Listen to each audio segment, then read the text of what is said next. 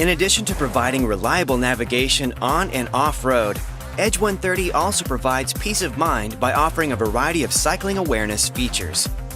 In this video, we'll give you a quick rundown of the built-in features, as well as the ones you can access with our optional Varia cycling awareness accessories. For example, when Edge 130 is paired with your phone, open the Garmin Connect mobile app to start using Live Track while you ride. With Live Track, you can give family and friends peace of mind by inviting them to see your location and follow your rides in real time.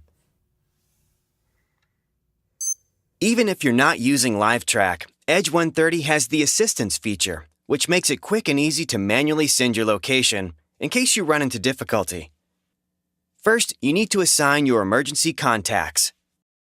You can do this when you initially pair the Edge with your phone, or do it later through the Garmin Connect mobile app, and enter up to 3 emergency contacts. Then, if you find yourself in need of assistance during a ride, all you have to do is push and hold the power button for about 5 seconds.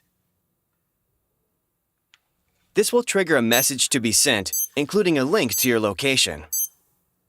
That way your contacts can easily find you.